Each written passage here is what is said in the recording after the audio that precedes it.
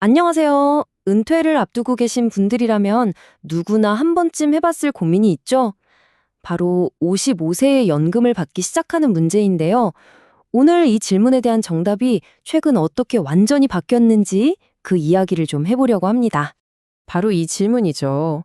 55세가 돼서 연금을 받을 자격은 생겼는데 아직 직장도 다니고 있고 굳이 지금부터 돈을 받을 필요가 있을까? 이런 고민하시는 분들 진짜 많으실 거예요. 예전 같았으면 여유 있으면 천천히 받으세요. 이게 거의 정답처럼 여겨졌죠. 하지만 말이죠. 2025년 지금은요. 이 정답이 완전히 달라졌습니다.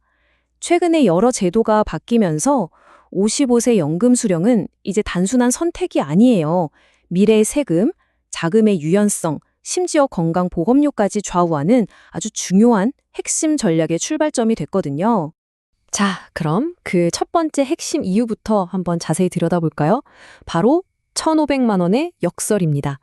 세금 혜택 한도가 늘어나서 좋아진 것 같은데 이게 왜 오히려 연금을 빨리 시작하라는 신호가 되는 건지 지금부터 알려드릴게요. 핵심 숫자는 바로 이겁니다.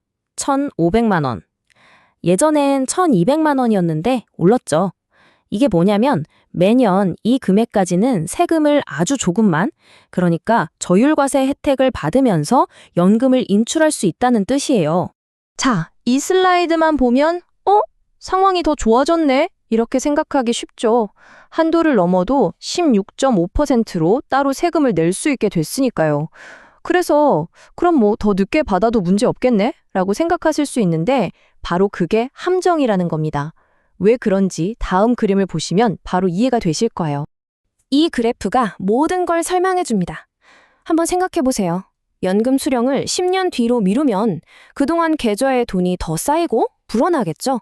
그럼 나중에 매년 의무적으로 인출해야 하는 최소 금액 자체가 1,500만 원을 훌쩍 넘어버릴 가능성이 아주 높아져요. 결국 낮은 세율 혜택을 제대로 써보지도 못하고 더 높은 세율 구간으로 강제로 들어가게 되는 거죠. 그러니까 55세부터 조금씩 나눠 빼는 게 미래의 세금 부담을 분산시키는 가장 현명한 전략이 되는 겁니다. 이제 두 번째 이유로 넘어가 볼게요. 이건 세금 문제보다 어쩌면 더 중요할 수 있습니다. 바로 내 돈을 내 마음대로 쓸 수 있는 유연성에 대한 이야기인데요. 11-N 규칙이라는 조금 생소한 개념이 65세 이후 여러분의 재정적 자유를 어떻게 결정하는지 한번 보시죠. 연금 계좌는요, 초반에 돈을 한꺼번에 확 다 써버리는 걸 막기 위해서 매년 인출할 수 있는 한도가 정해져 있어요. 이 공식 되게 복잡해 보이죠? 다 잊으셔도 됩니다. 딱 하나만 기억하세요. 이 한도를 결정하는 가장 중요한 변수는 오직 수령 연차. 그러니까 연금을 받기 시작한 지 몇 년이 지났느냐? 바로 이겁니다. 이 두 타임라인이 모든 걸 말해줍니다. 55세에 단돈 1원이라도 연금을 받기 시작하면 그 중간부터 연금 시계가 똑딱거리기 시작해요. 그리고 정확히 10년 뒤 65세가 되면 수령 연차가 11년차가 되면서 저 인출한도 자체가 아예 사라집니다. 필요하면 계좌에 있는 돈 전부를 아무 제약 없이 꺼내 쓸 수 있는 완전한 자유를 얻게 되는 거죠. 반면에 65세에 처음 연금을 받기 시작하면요. 그때부터 10년 동안은 꼼짝없이 인출한도에 묶여 살아야 하는 겁니다. 그리고 이 연금 시계가 주는 혜택은 이게 끝이 아닙니다. 또 다른 엄청난 혜택이랑 연결되는데요. 바로 IRP, 퇴직금에 대한 세금 감면 혜택이에요. 앞으로 20년 이상 길게 나눠받으면 세금을 50%나 깎아주는 방안이 논의되고 있거든요. 이 슬라이드 한번 보세요. 55세의 시계를 돌리기 시작하면 75세에 이 혜택을 받을 수 있지만 65세에 시작하면 85세가 되어야 해요. 사실상 이 파격적인 혜택은 일찍 연금 시계를 작동시킨 사람만이 현실적으로 누릴 수 있는 보너스나 마찬가지인 거죠. 자, 이제 세 번째 포인트로 넘어가 보겠습니다.